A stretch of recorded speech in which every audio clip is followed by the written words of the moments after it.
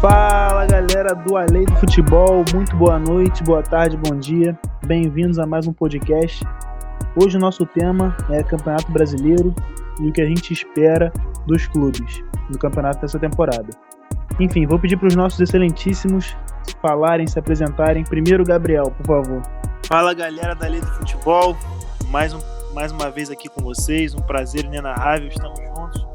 Arthur, Joaca e Lucas também. E vamos para mais um podcast de muita leitura. Joaca, por favor, se puder se apresentar. Bom dia, boa tarde, boa noite. Não sei o momento que vocês estão escutando a gente. Prazer enorme estar em mais um podcast da Lei do Futebol, dando panorama dos clubes atualmente para vocês. E vamos nessa. Arthur, por favor. Fala galera, beleza? Um prazer estar aqui novamente com vocês. Espero que vocês gostem desse podcast, tá bom? Vamos para dentro deles. Então é isso, a gente vai dar um panorama dos clubes. A nossa lista, então, só para explicar para vocês, vai começar invertida. Nós vamos começar do quarto classificado da Série B, que seria o 20º na Série A, e vamos seguindo assim. A gente vai apresentar aqui a lista e a gente vai chamando um por um para eles explicando como é que eles veem o clube nessa temporada. Eles vão dar um palpite sobre quem é o melhor jogador, um pouco sobre o elenco e o que a gente espera, o que o clube pode almejar o máximo e o que ele briga nessa temporada.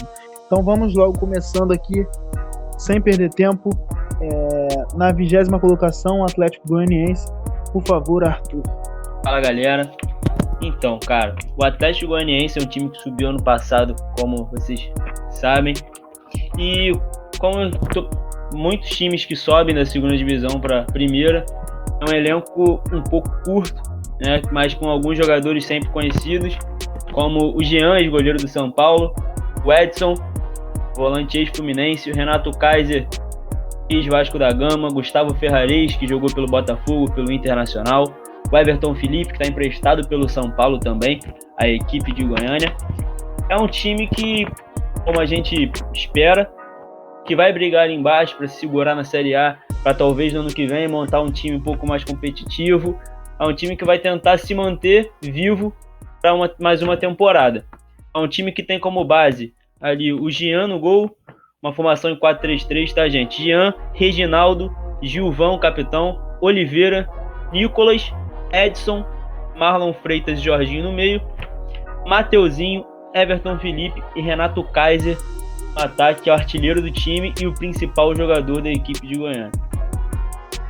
Isso aí. Agora vamos dar sequência aqui, continuando com você, Arthur. Fala um pouquinho pra gente sobre o Coritiba. Então, o Coritiba veio com uma proposta bem interessante esse ano aí, com um treinador, que ao meu modo de ver é um treinador bem promissor, um cara que tem uma proposta de jogo muito interessante, uma proposta de manter a posse de bola. É um time que vem bem essa temporada, com aproveitamento de 71,4%, com 9 vitórias em 14 jogos, e tem como time base o Wilson no gol, o Wilson que agarrou no passado pelo Atlético Mineiro, Patrick Vieira, Rodolfo, ex-Flamengo, campeão aí com o Flamengo ano passado, Sabino na zaga e o William Matheus fechando ali na lateral esquerda. No meio campo, Natan, Gabriel, Thiago Lopes de Rafinha, ex-Cruzeiro, Igor Jesus e Robson, artilheiro da equipe. O Coritiba que conta também com alguns jogadores com passagens em grandes times, como o René Júnior, que estava no Corinthians, o Sassá, ex-Botafogo e Cruzeiro, e tá para fechar a contratação também agora do atacante Neilton. Então o time que pode surpreender durante a temporada, mas eu acredito que também vai acabar brigando ali na parte de baixo para se manter na Série A. Mas vamos ficar de olho no Coritiba aí, que é um time que vem com uma proposta muito legal. É isso. Agora a gente vai falar um pouquinho do Sport. Eu analisando o Sport tem a 19ª folha salarial do Campeonato Brasileiro, por volta de 1,4 milhões. O técnico dessa vez é diferente do ano passado, agora é o Daniel Paulista que assume a equipe. O Sport não vem jogando tão bem nas últimas partidas, empatou com Confiança na Copa do Nordeste, quarta-feira, dia 22, em 1-1, levou o gol aos 42 do segundo tempo de Coxa.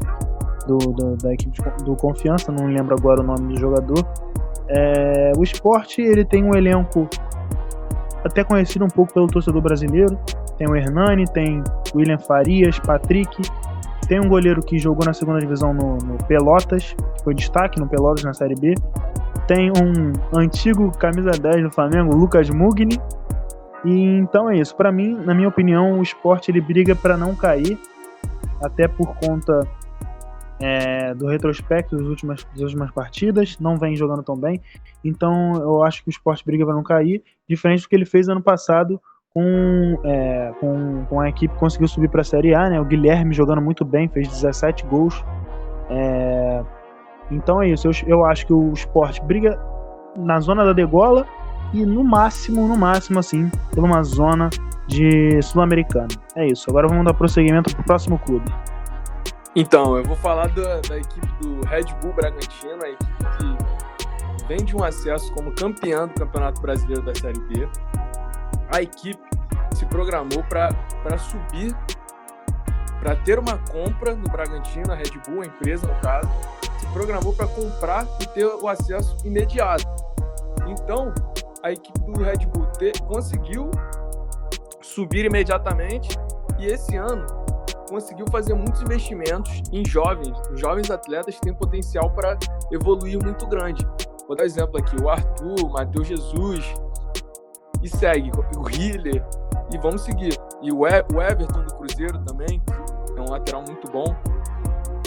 Então, a equipe também consegue ter uma notoriedade no Brasil e no mercado pelo fato de ter outras franquias na Europa. Então, é um atrativo para o atleta jovem vir para o Red Bull e ter a possibilidade de jogar no Salzburg, jogar no Red Bull Leipzig, e é algo que atrai a atenção do atleta. Além disso, a equipe possui uma estrutura muito boa de trabalho e possui um treinador que ano passado fez uma ótima campanha no América Mineiro, na Série B, que é o Felipe Conceição, e quase subiu.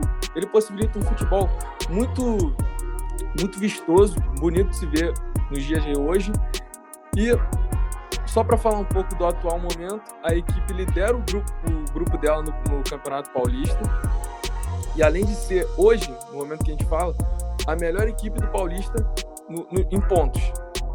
Então a equipe tem um projeto muito ambicioso, que a ideia dela, dita pelo seu CEO, é disputar a Libertadores em breve. Pode ser que seja no ano que vem ou em 2022, mas essa é a ideia do Red Bull. E possibilita isso, com investimentos, tendo estrutura e etc. Então, dentro do panorama das equipes que subiram, o Red Bull é a equipe mais preparada e, na minha opinião, é a equipe que vai disputar uma vaga na Libertadores. Tem uma equipe encaixada e tem atletas jovens, potenciais jovens, que vem se destacando muito bem. E o principal jogador é o Arthur, que ano passado fez uma temporada no Bahia, que era do Palmeiras, acabou sendo vendido para o Red Bull.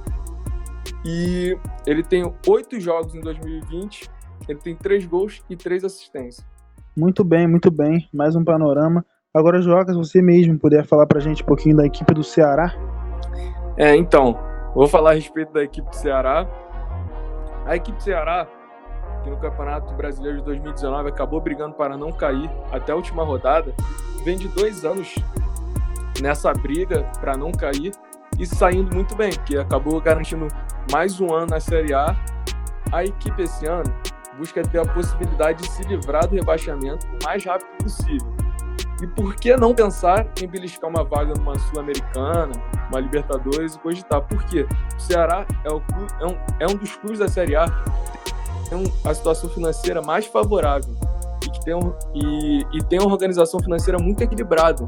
E no ano de 2020 fez contratações dentro do seu orçamento de atletas de renome do futebol brasileiro, como Fernando Praz e Rafael Sobis. Além do principal jogador, que é o Vinícius Vina, que é um atleta, quer dizer, principal jogador não, é um jogador de destaque. Vinícius teve passagem pelo Fluminense, Atlético Paranaense, Coritiba, ano passado estava no Atlético Mineiro, é um atleta de muito destaque, que vem se destacando no ano. E esses atletas que chegaram, que eu falei, eles impactam uma melhora considerável de nível nas respectivas posições da equipe. E pode dar uma tranquilidade maior ao Ceará no Campeonato Brasileiro para não ficar brigando para não cair na competição.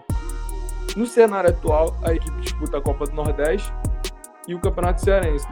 No atual momento, a equipe está na final do Campeonato Cearense contra o Fortaleza e disputa as quartas de finais da Copa do Brasil, da Copa do Nordeste contra o Vitória, em jogo único. E o principal jogador dessa equipe é um atleta que eu não tenho palavras para descrever ele, que é um atleta muito profissional e por onde passou deixou sua marca. É o Fernando Praz, não tem como, goleiro experiente, sem sombra de dúvidas, um dos grandes goleiros brasileiros e pode ser considerado o melhor jogador dessa equipe, sem sombra de dúvida.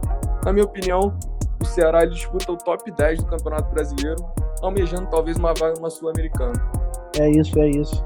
Agora, por favor, Arthur, Botafogo. Fala, galera, vamos falar aqui do Botafogo.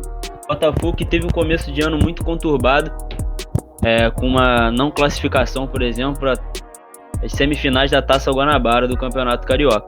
Mas é um time que vem se movimentando no mercado e vem se movimentando muito bem. Trouxe jogadores para compor o elenco em posições que estavam muito mal, muito abaixo da expectativa da torcida e da diretoria. Trouxe, por exemplo, jogadores como Kevin, lateral direito, que vem para ser a sombra aí do Marcinho, já que o Fernando e o Barrandegui não conseguiram dar conta do recado. O Vitor Luiz, lateral esquerda, que a lateral esquerda do Botafogo não vinha bem, não vinha agradando a comissão, não vinha agradando a torcida. Cara que teve passagem pelo clube muito marcante, muito querido pela torcida. O Matheus Babi, atacante ambidestro, que veio do Macaé. Rafael Foster, o zagueiro canhoto, que veio do Ludogorets. E o Kalu, um jogador campeão da Champions League pelo Chelsea e que vem para o Botafogo aí. A equipe do Botafogo que tá pensando ainda em mais um volante para a equipe, mas tem alguns nomes que vem agradando a diretoria, jogadores que vieram da base, como o Romildo, um jogador que teve destaque na base do Palmeiras, mas não teve muito espaço e vem se destacando muito e agradando muito o técnico Paulo Autuori. O Botafogo, ao meu modo de ver, pode surpreender sim esse ano, mas nunca se sabe. Então é um time que para mim vai ficar ali em meio de tabela, pode se encaixar o quanto a torcida espera e o quanto a diretoria espera, pode tentar beliscar uma pré-Libertadores, mas ao meu modo de ver fica em meio de tabela e talvez pode fazer uma graça na Copa do Brasil. Bom, galera, vou falar um pouco agora sobre o Fluminense, né, e sobre a atual situação. E antes de explicar sobre o clube, a gente tem que primeiro salientar sobre o cenário que está acontecendo, né? Com essa questão do coronavírus, os times, eles primeiro apresentaram o futebol antes, né? E agora estão voltando. Então, ao meu ver, nesse Campeonato Brasileiro, os times que vão brigar por algum título ou brigar por uma vaga na Libertadores são os times que têm um elenco maior, que têm uma qualidade maior e que vão conseguir poupar jogadores para, por exemplo, não estarem se machucando e estarem descansados para diferentes partidas, né? Porque a gente sabe que o Brasil é um país vasto, então muitas viagens, isso também acaba cansando jogadores. Mas o Fluminense, ele fez um Campeonato Brasileiro do ano passado não tão muito bem, ele terminou com 46 pontos e, além disso, teve um peso maior, porque grandes jogadores saíram, como o Caio Henrique na lateral esquerda, o João Pedro, apesar de que o clube se reforçou. Chegou o Fred, chegou o Henrique, o Hudson, o Pacheco, o Mikel Araújo, entre outros jogadores. O Henrique, inclusive, saiu, já está voltando para o Cruzeiro. E alguns jogadores que eu posso destacar aqui da equipe do Fluminense são o Evanilson, o Marcos Paulo, o Fred e o próprio Menê, que era artilheiro do clube antes desse início da pandemia e que já vem apresentando uma melhora nesse segmento do Campeonato Carioca aí, que ele jogou bem na final da Taça Rio, os 3 partidas contra o Flamengo. Bom, financeiramente a gente sabe que a equipe do Fluminense vem passando por alguns problemas, mas que ela vem tentando aos poucos, né, com o Mário Bittencourt, e quitando essa dívida para poder apresentar um futebol melhor daqui a alguns anos. O técnico é o Odair Hellmann, que trabalha no estilo mais reativo, e ao meu ver a equipe do Fluminense esse ano vai brigar ali no meio da tabela ou entre os 10 ali brigando pela Sul-Americana. Então, galera, vamos lá. falar agora do Atlético Mineiro.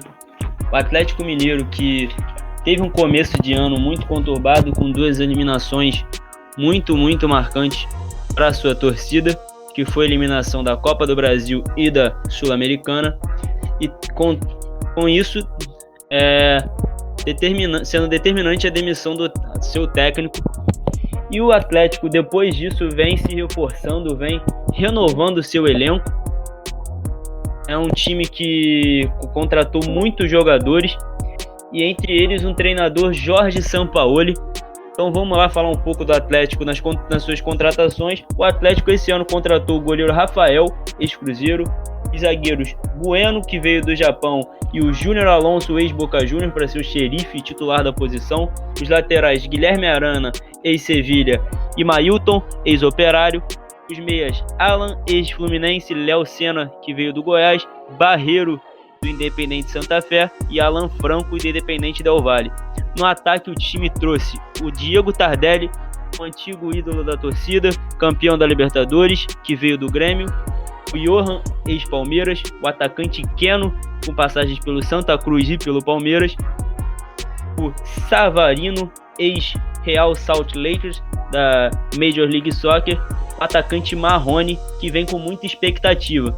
Mesmo com todas essas contratações, o técnico Sampaoli pediu mais um goleiro que saiba jogar com os pés, e mais um atacante, no caso um centroavante que não seja um centroavante muito pesadão, como era o seu antigo atacante, o Di Santo, que já saiu da equipe. O time ideal para a torcida, as enquetes, é o time com o goleiro Rafael, lateral Guga, a zaga com Rabelo e Júnior Alonso, a lateral esquerda com Fábio Santos, o meio com Alan, Natan, Otero, o ataque com Savarino, Keno e Marrone. É um time que vem com grandes nomes e pode brigar muito lá em cima da tabela.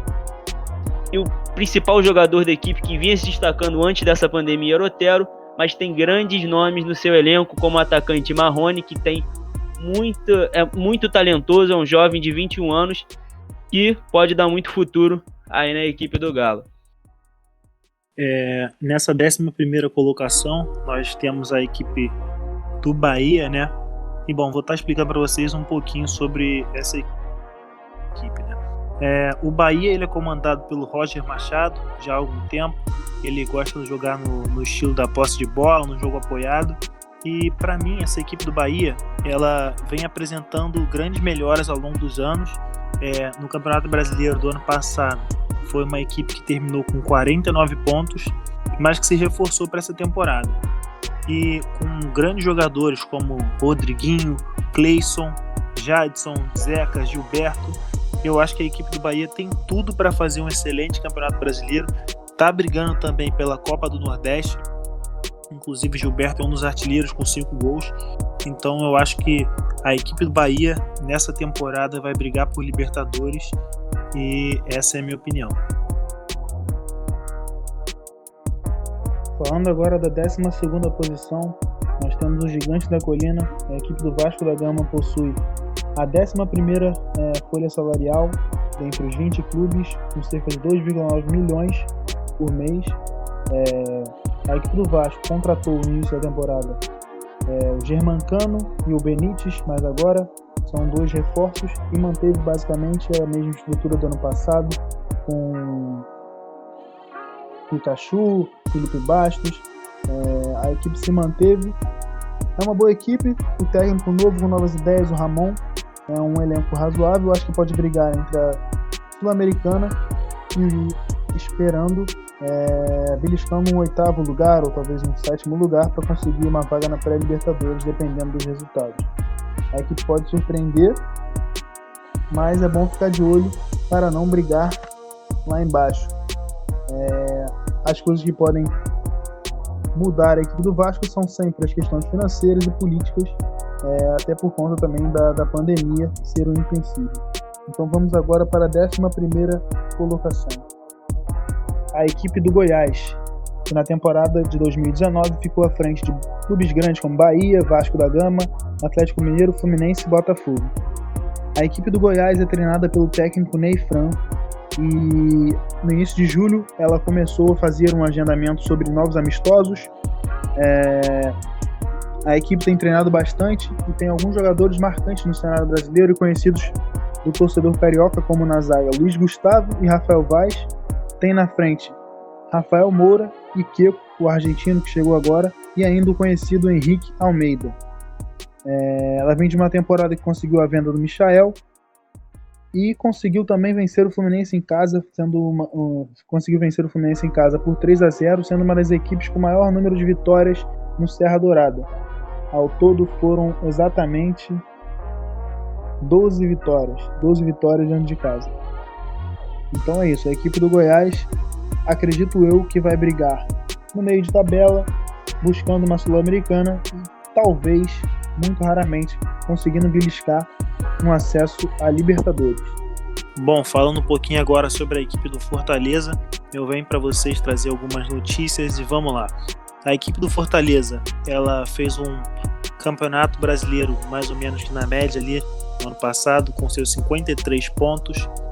E só vale salientar também que essa equipe do Fortaleza, ela se encontra no melhor momento financeiro da história do clube. Se eu não me engano, foram 113 milhões de reais com direitos de transmissão no ano passado. Uma equipe que foi campeã, uma equipe que ainda está na Copa do Nordeste, inclusive vai enfrentar o Sport nas quartas de final. E então, para mim, essa equipe do Fortaleza, dirigida pelo Rogério Ceni, que também gosta de trabalhar bastante com a posse de bola, com um esquema com muitas tabelas, é uma equipe que vem apresentando algumas melhoras e tem alguns jogadores que são bastante conhecidos, pelo menos aqui no Rio de Janeiro, como o Osvaldo, que já jogou na equipe do Fluminense, também jogou no Sport, o Wellington Paulista e o Thiago Orobó, que são dois grandes nomes que vêm fazendo uma excelente Copa do Nordeste. Na verdade, estavam fazendo antes da pandemia e continuam fazendo agora. São dois dos artilheiros também da Copa do Nordeste com 5 gols, além do zagueiro Paulão e do atacante Romarinho. Apesar disso, de eu gostar dessa equipe do Fortaleza, achar que é uma equipe muito boa, eu também não posso dizer que ela vai ficar entre os 4 primeiros, ali, os 5 primeiros, para brigar pela Libertadores. Então eu acredito que essa equipe do Fortaleza vai brigar mais ou menos do meio para frente da tabela, brigar ali entre os 10 primeiros e quem sabe talvez possa conseguir a tão sonhada vaga na Libertadores. Seguindo aqui, eu vou falar agora da equipe do Corinthians. A equipe do Corinthians iniciou o ano de 2019 com a situação complicada. Teve um novo treinador, o Thiago Nunes, atual campeão da Copa do Brasil, e uma mudança no seu estilo de jogo, relacionado com o trabalho de Fábio Carille, que era um antigo treinador da equipe. A equipe teve um início complicado pela mudança de estilo e a demora para entender os conceitos do novo treinador. A equipe, no momento que nós falamos com vocês, está fora da próxima fase do Campeonato Paulista e corre risco de ser eliminado na primeira fase, o que seria uma grande decepção pelo que é o Corinthians nos últimos anos e também pelo fato de a equipe ter um mesmo no momento delicado financeiramente, a equipe esse ano investiu em alguns atletas como o Ederson, investimento no Bozelli no passado também, que possui um alto salário. Tinha atletas como agora, mesmo que veio de graça, o Jô. A equipe do Corinthians, ela vem com uma nova moral no momento que a gente fala, porque conseguiu vencer a equipe do Palmeiras no grande clássico, e o Palmeiras é uma das grandes equipes do campeonato. E agora seria ideal a classificação da equipe do Corinthians para a próxima fase do Campeonato Paulista, pelo fato de a equipe está passando por problemas financeiros, seria uma verba a mais que ganharia passando para a próxima fase e também deixaria o time mais competitivo e não fritaria tanto o Thiago Nunes que chegou agora. Então o cenário para o Campeonato Brasileiro agora do Corinthians, hoje não é dos melhores. Então eu boto o principal jogador da equipe do Corinthians, o Cássio, que o goleiro é o verdadeiro porto seguro da equipe. Em dias que a equipe não está tão bem na defesa, ele vai lá e salva a equipe. Então o cenário hoje do Corinthians, o que o Corinthians pode disputar, eu acho que é manter-se ali no top 10. Lembrando que ano passado, até o Internacional, que é o próximo clube, teve chance o Internacional foi para a pré-Libertadores em 7º colocado. Então, Campeonato Brasileiro, dependendo da forma que funciona, você às vezes tá ali no 7º colocado, não tá tão bem, você pode acabar beliscando uma vaga na Libertadores. Mas o Corinthians, para mim, é top 10 para baixo. Pelos problemas graves financeiros que apresenta, isso pode acabar implicando em atraso de salário, como já tem, e pode prejudicar muito a equipe ao longo da competição. Agora eu vou falar a respeito da equipe do Internacional, que também é uma equipe que teve uma mudança no comando técnico e mudança na parte tática da equipe, nos conceitos, ao trazer um treinador que tem uma organização ofensiva e defensiva muito bem estruturadas, além da intensidade que pede a equipe. A intensidade que a equipe tem dificulta os adversários a jogar, porque a equipe joga numa linha alta que exige um desconforto aos adversários. Isso facilita que o Inter consiga reter a bola para ele, mais próxima do gol, e quem sabe, em jogo apoiado, acelerar e fazer um gol. O Inter, que no Campeonato Brasileiro de 2019, terminou o campeonato na 7ª colocação e conseguiu a vaga para a pré-Libertadores. A equipe se reforçou em posições que tinham uma certa necessidade, como a lateral direita, meio campo e a parte do lado, dos extremos. A equipe trouxe na lateral direita o Enzo Sarabia, emprestado pelo Porto, e o Rodinei, campeão da Libertadores com o Flamengo também, e trouxe um cara que se destacou muito no Campeonato Brasileiro no passado, que foi o Thiago Galhardo. Teve números brilhantes, estava brigando até pela artilharia do campeonato, e é isso. A principal contratação, para mim, é o Kudê, que o Kudê, de tudo que ele traz com ele de conceitos, é uma contratação ótima para o Inter e para o futebol brasileiro. O atual momento do Inter, no primeiro turno do Gauchão, antes da pandemia, o Inter acabou sendo eliminado na semifinal para o Grêmio, e hoje, atualmente, no segundo turno, lidera o Grupo A com 7 pontos. O Internacional, que no início do ano foi campeão da Copa São Paulo de Futebol Júnior, tem uma base forte que pode ser muito bem utilizada ao longo do Campeonato Brasileiro. Atletas como Bruno Prachedes, Guilherme Pato e o João Pego. Para mim, o principal jogador da equipe é o Vitor Cuesta, porque o Vitor Cuesta é um dos pilares dessa equipe do Inter, é um zagueiro que possui uma bola longa muito boa, uma precisão muito boa no espaço, muito bom no contra um defensivo, e forma uma dupla muito boa lá do Rodrigo Moledo. E tem tudo para fazer um outro campeonato brasileiro muito bom. Ele, ano passado, sem dúvida alguma, deve ter sido o melhor zagueiro do Campeonato Brasileiro, deve ter sido top 3, sem dúvida. Jogou muito. E, na minha concepção, vai disputar uma vaga na Libertadores. O São Paulo, que, como todo ano, é um time que começa com muita expectativa, é um time que tem grandes jogadores de grande nome e conta com um excelente técnico, como é o modo de ver, que é o Fernando Diniz, que peca em alguns detalhes, mas tem uma proposta de jogo interessante que pode dar certo no São Paulo. O São Paulo, que vem brigando na Libertadores num grupo muito difícil, com River Plate, LDU e o Binacional, e vem brigando também pelo Brasileiro. O São Paulo teve a perda agora, em meio à pandemia, dos seus principais jogadores, que é o Antony, e o São Paulo conta com um time muito bom no nome, mas vamos ver se esse ano eles conseguem cumprir a expectativa da sua torcida. A equipe conta com Thiago Loupe no gol, Juan Fran, Arboleda, Bruno Alves e Reinaldo. No meio campo com Tietê, Daniel Alves e Igor Gomes. Um ataque com Vitor Bueno, Pablo e Pato. Um time com grandes nomes, ainda conta com o meio campo Hernani. E é um time que pode ou surpreender positivamente ou surpreender negativamente. É um time que vive uma inconstância. E tem o Daniel Alves como seu principal jogador, o jogador multicampeão na Europa. E tem o Pablo também vivendo uma boa fase. O Pato, que parece que vai numa Libertadores. Muito bem, Arthur. Você falou bem aí da equipe do São Paulo. E bom, agora eu vou dar prosseguimento falando a princípio sobre a equipe do Atlético Paranaense e depois já tocando o barco falando um pouco sobre o Grêmio. Bom, essa equipe do Atlético Paranaense é uma equipe que vem se consolidando no cenário nacional, foi campeã recentemente da Copa do Brasil, foi campeã da Sul-Americana, mas é uma equipe que enfrenta alguns problemas. O primeiro problema que a equipe enfrenta é a saída principalmente do seu técnico Thiago Nunes, que ele dava essa filosofia de jogo para a equipe E, além disso, também a saída de grandes jogadores, como o Rony, o Bruno Guimarães e o Marcelo Cirino, que carregavam bastante essa equipe do Atlético Paranaense. Atualmente, é uma equipe que conta com Marquinhos Gabriel como melhores jogadores, o Geovânio, o Walter, e renovou com o Léo Cittadini.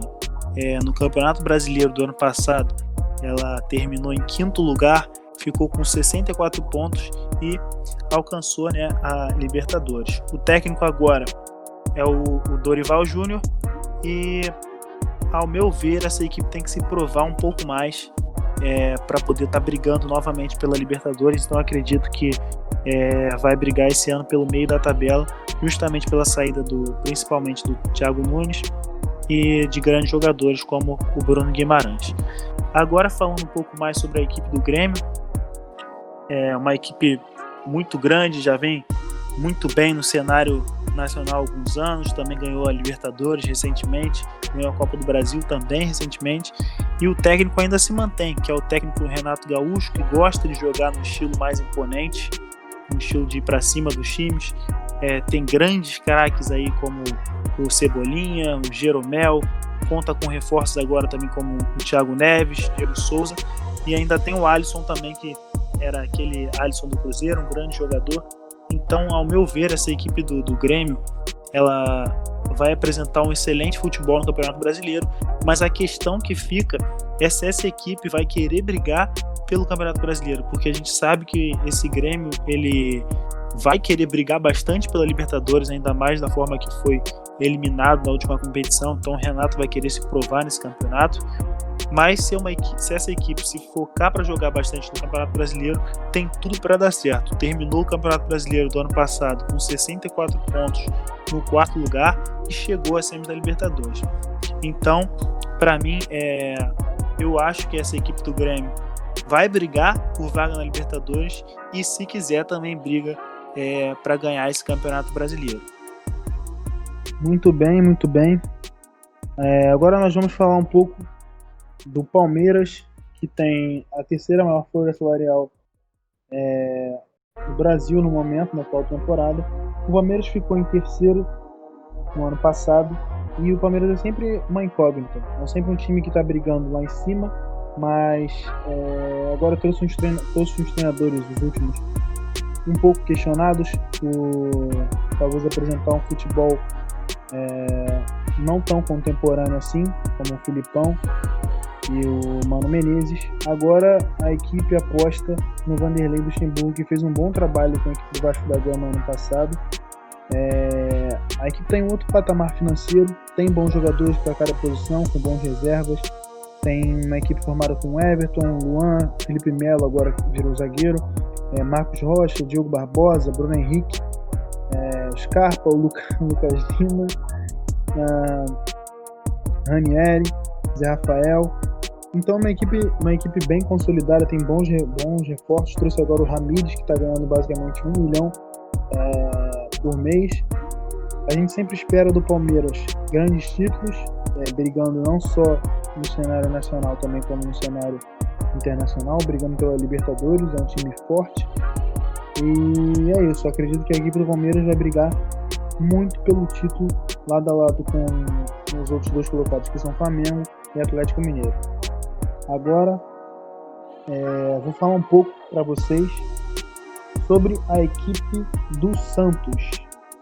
A equipe do Santos agora é uma equipe treinada pelo Jesualdo Ferreira, que é um treinador de fora. A equipe do Santos ano passado terminou na 2ª colocação, teve 14 vitórias dentro de casa. A equipe do Santos tem a 5ª maior folha salarial do Brasil. Tem um time que no momento talvez esteja sendo desmanchado com a possível saída do Lucas Veríssimo, com a saída do Everson, goleiro. Mas é uma equipe bem estruturada, tem bons jogadores. Se a gente for analisar, tem o Raniel, tem o Jean Mota, Pituca, Carlos Sanches, tem o Sacha, tem o Soteldo. É uma equipe boa, com um treinador experiente que tem know-how de como comandar equipes mais contemporâneas. Então eu acho que o Santos tem tudo para mandar bem no Campeonato Brasileiro, tem tudo para brigar por título e até mesmo brigar na Libertadores, tem grandes aspirações. Só que a equipe do Santos é aquilo, tem que ficar ligado na questão financeira e na questão política do time, como nós vimos nas últimas semanas, os torcedores criticando a atual presidência. Então, a única coisa que pode pesar contra o Santos é essas questões financeiras e políticas. Mas então é isso. Acredito que o Santos briga por título. Seguindo, eu fui incubado de falar do atual campeão do Campeonato Brasileiro, a equipe do Clube de Regatas do Flamengo, que vem para mais um Campeonato Brasileiro com uma equipe com mais ou menos a base da equipe, campeã do ano passado. A única perda dessa equipe foi o Pablo Mari, que foi vendido ao Arsenal. E a equipe, além disso, a equipe se reforçou muito para o Campeonato Brasileiro. A equipe trouxe Thiago Maia, Michael, Léo Pereira, Gustavo Henrique, Pedro Rocha e Pedro. Então, eu acredito que o Flamengo, ao se reforçar com atletas de alto nível, a equipe se credencia novamente, mais um ano, a brigar pelo título. Além do fato de ter mantido a base, que é algo extremamente necessário, que aqui no Brasil nós acabamos às vezes montando times fortes, campeões brasileiros, e no ano seguinte a gente perdia muitos atletas para o mercado da China, mercado europeu, e isso dificultava a sequência. Então o Flamengo segue com a base, mas o Flamengo ele teve uma grande perda. O Flamengo acabou tendo uma perda no comando técnico com a saída do Jorge Jesus e a indefinição ainda de quem será o próximo treinador. A menos de uma semana do Campeonato Brasileiro para iniciar, o novo treinador chegaria sem tempo para implementar os seus conceitos à equipe, porque ele já chegaria mais ou menos com o Campeonato Brasileiro começando. Então seria algo que seria um pouco mais difícil, mas é algo que você tendo um elenco muito bom, talvez pode ser fácil, talvez pode ser mais difícil. Não dá para ter essa projeção certa, mas ele tentaria mover o carro tirar a roda do carro com o carro em movimento. Isso aí seria complicado, mas o Flamengo veio num bom momento no início do ano. Antes da pandemia, o Flamengo ganhou a Recopa Sul-Americana, Supercopa do Brasil, Taça Guanabara, e com a volta do futebol, se sagrou campeão carioca contra o Fluminense. Então, eu vou falar aqui do principal jogador. Na minha opinião, o principal jogador dessa equipe é o Gabigol. O Gabigol esse ano ele tem 12 partidas disputadas, ele tem 11 gols e 8 assistências. Isso demonstra extremamente a evolução do atleta com o Jorge Jesus, que o Gabigol vem numa crescente do segundo semestre, que foi muito importante até nesse Campeonato Brasileiro do ano passado, que se sagrou artilheiro. E o Bruno Henrique também teve uma evolução muito grande com o Jorge Jesus. O que eu tenho para falar é que o Flamengo, com tudo isso que eu falei, mesmo assim, é um clube candidato ao título do Campeonato Brasileiro novamente. Então é isso. Nós demos nosso panorama sobre as equipes do Campeonato Brasileiro, o que a gente espera delas esse ano. Eu vou deixar agora um momento para a galera poder opinar, fazer suas considerações finais. Por favor, Arthur Avelino, dê suas considerações finais. Se quiser ponderar alguma coisa que acabou esquecendo de falar também, pode falar. Fala, galera. Então, queria primeiro agradecer a vocês aí por ter escutado mais esse podcast. Queria me desculpar também com a torcida botafoguense. Esqueci de falar, enfatizar a nossa expectativa com a SA, uma coisa que vai mudar o time de patamar. E é isso, gente. Muito obrigado. Espero que vocês tenham gostado. Desculpa se alguma coisa ficou, mas faz parte, tá bom? Beijão pra dentro deles. Vambora. Gabriel Sampaio, por favor, suas considerações finais. Mais uma vez aqui, agradeço a vocês aí pela participação. Obrigado a todo mundo que ficou com a gente até agora. Siga a gente nas redes sociais, no YouTube. Isso ajuda demais aqui. E é isso. Espero que tenha sido claro nas minhas ponderações aqui, nos meus comentários. Vou estar trabalhando para estar trazendo um conteúdo sempre melhor para vocês. E é isso, rapaziada. Um abração. Até a próxima. Gabriel Joaquim, por favor. Galera, um prazer inenarrável, parafraseando Renan Carvalho, que não está presente nesse podcast. Prazer imenso estar aqui com vocês nesse podcast. novamente. E eu só tenho a agradecer por estar fazendo parte desse projeto. Esse projeto que a gente está evoluindo a cada dia que passa. Vai parecer clichê sempre minhas considerações finais, mas é a realidade mesmo, porque esse grupo aqui está evoluindo muito e o apoio de vocês é fundamental para o nosso crescimento. Então, fico muito feliz. E só para agradecer também, um agradecimento especial ao nosso editor Mirandinha, que o Mirandinha é o cara aí que tem um trabalho sujo, né? O famoso trabalho sujo dos bastidores que não aparece muito, e ficamos muito felizes aí com o trabalho dele. Ele tem feito todas as nossas edições de vídeo e de áudio, algo trabalhoso, na verdade, e ficamos muito felizes com o resultado das edições dele. Então, muito obrigado a todos que ficaram com a gente até aqui, e é isso. É isso então, muito obrigado vocês, ouvintes de mais um podcast da Ilha do Futebol. Então é isso, a gente agradece, por favor divulguem, entrem e se inscrevam no nosso canal no YouTube, e até a próxima. Podcast com mais leitura do Brasil, a lei.